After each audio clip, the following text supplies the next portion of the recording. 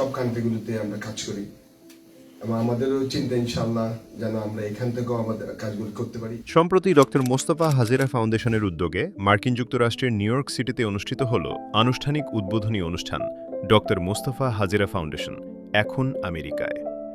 অনুষ্ঠানে প্রধান অতিথি হিসেবে উপস্থিত ছিলেন ফাউন্ডেশনের সম্মানিত প্রতিষ্ঠাতা ও উপদেষ্টা জনাব জহিরুল ইসলাম। এছাড়াও উপস্থিত ছিলেন মোহাম্মদ আব্বাস উদ্দিন, ইনস্টিটিউট টেকনোলজির অধ্যক্ষ ও পরিচালক, নিউ ইয়র্কের আস সাফা মসজিদের সম্মানিত সভাপতি মোহাম্মদ জসিম উদ্দিন, নিউ ইয়র্কের আস সাফা মসজিদের সম্মানিত সভাপতি জনাব সুলতান আহমেদ। মঞ্চে উপবিষ্ট সকল বিশিষ্ট ব্যক্তিবর্গ ডক্টর মোস্তফা হাজেরা ফাউন্ডেশনের মানবিক উদ্যোগ ও সেবামূলক কার্যক্রমের উচ্চ প্রশংসা করেন। উদ্বোধনী বক্তব্যে প্রতিষ্ঠাতা ও উপদেষ্টা জনাব জহিরুল ইসলাম পবিত্র হাদিসের আলোকে মানুষের জনকল্যাণে দায়িত্ব ও ফাউন্ডেশনের সূচনার পটভূমি তুলে ধরেন। তিনি উল্লেখ করেন, হিলফুল ফুজুলের কিছু কথা বলতে চাই। আপনারা জানেন যে হিলফুল ফুজুল যারা ইসলামিক এগুলোতে শুনেছেন যে আমাদের মেসেঞ্জার হযরত মুহাম্মদ সাল্লাল্লাহু আলাইহি ওয়াসাল্লাম উনি যখন নবুয়তের আগে যখন সমাজের মধ্যে একটা বৈষম্য চলছিল, সমাজের মধ্যে যখন একটা উঁচু নিচু ভেদাভেদ ছিল, ব্যবসায়ীরা ব্যবসায় করতে পারতো না, এই মক্কা মদিনায় এসে সে ব্যবসা করতে পারতো না, মানুষের মধ্যে তখন জুলুম অত্যাচার চলছিল। এই সময়ে সমাজের প্রত্যেকটা গোত্রকে নিয়ে উনি একটা হিলফুল ফুজুল তৈরি করেছিল।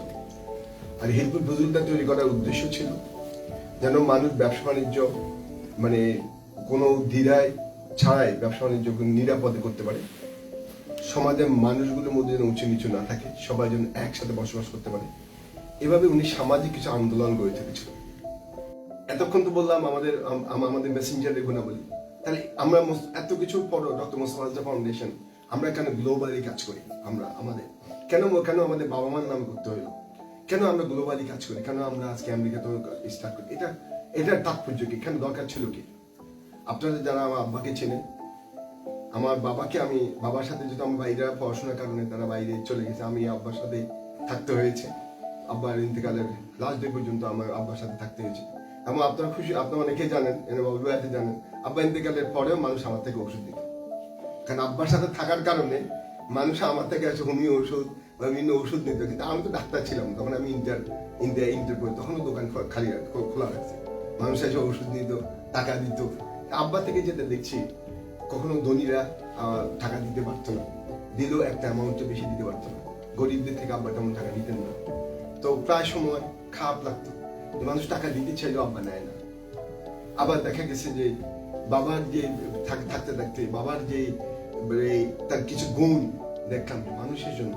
একজন আয়সা ঘরের মধ্যে শুলো রাত 3টায়, আর ওই দিন পিছনে আয়সা বলতেছিল যে আমার রুগী অবস্থা খারাপ, তোমার এখন যেতে হবে। আব্বা আবার চলে গেছে। আমার আম্মা বলতেছে এই মাত্র আসলেন, একটু কিছু খেতে বললেন না, আমাদের খাওয়াতে আমার এই যে শোয়া থেকে রুগীর জন্য, রুগীটা ইম্পর্টেন্ট। দেখা গেছে যে ডাক্তার এই যে সারা জীবন আব্বা যে কাজটা স্টার্ট করে দিয়েছে, এই কাজগুলো চলমান রাখার জন্য আমার বড় ভাই, আমার ইমিডিয়েট গোলাম মুর্তজা, আমি আমরা চিন্তা করলাম যে এইগুলো কিভাবে চলমান রাখা, যেহেতু আমরা ডাক্তার না, তা আমরা এই কাজগুলো আমার বড় ভাই 5-0 প্রকল্প একটা ইয়ে করলো যে আমরা অনেকগুলো কাজ করি, বাট কিভাবে প্রিসাইজলি করতে পারি। তো উনি বললেন ডক্টর ইউনুস 3-0 করলে আমরা 5-0 করি, আমরা কিভাবে আরো ব্রডলি করতে পারি। এছাড়া তিনি ফাউন্ডেশনের গ্লোবাল 50 ক্যাম্পেইন, অ্যাম্বুলেন্স সার্ভিস, আফ্রিকায় মেডিকেল সাপোর্ট এবং পাইলট প্রকল্পের আওতায় রাস্তা উন্নয়ন সহ বিভিন্ন মানবিক কার্যক্রম সম্পর্কে আলোকপাত করেন। বিশেষভাবে তিনি পরবর্তী প্রজন্মের দক্ষতা উন্নয়নে ফাউন্ডেশনের নেওয়া উদ্যোগগুলোর কথা তুলে ধরেন, যার মধ্যে রয়েছে সেলাই মেশিন প্রদান, কম্পিউটার প্রশিক্ষণ এবং বিনামূল্যে গাড়ি চালানো শেখানোর কর্মসূচি। এরপর তিনি এক গুরুত্বপূর্ণ আহ্বান জানান। ওই লোক ধ্বংস হবে না যেই লোক তার প্রতিবেশী খবর নেয়, ওই লোক ধ্বংস হবে না যে তার আত্মীয় স্বজনের খবর নেয়, ওই লোক ধ্বংস হবে না যে মজলুমের খবর নেয়, ওই লোক ধ্বংস হবে না যে অত্যাচারীর পক্ষে মানে অত্যাচারিত হয় তার পক্ষে দাঁড়ায়। আমরা যেন প্রত্যেকে আমাদের প্রতিবেশী ও আত্মীয় স্বজনের খোঁজ রাখি, যে কোনো অত্যাচারের বিরুদ্ধে দাঁড়াই এবং মজলুমদের হক আদায়ে ভূমিকা রাখি। কারণ ডক্টর মোস্তফা হাজেরা ফাউন্ডেশন বিশ্বাস করে, যে ব্যক্তি তার প্রতিবেশীর খোঁজ রাখে, অত্যাচারের বিরুদ্ধে কথা বলে এবং মজলুমের অধিকারের জন্য কাজ করে, সে কখনো ধ্বংস হয় না। সবাই একজন একজন পাশে দাঁড়াই, একজন একজনের সহযোগিতা করি, দেখবেন ইনশাআল্লাহ এখানে আমরা ভালোভাবে থাকতে পারবো, সুন্দর কমিউনিটি আমরা করতে পারবো। শেষে তিনি আন্তরিক আহ্বান জানান, আসুন আমরা সবাই একসাথে মানব সেবার এই পথে এগিয়ে যাই, সমাজের কল্যাণে এবং মানুষের মঙ্গলের জন্য কাজ করে যাই।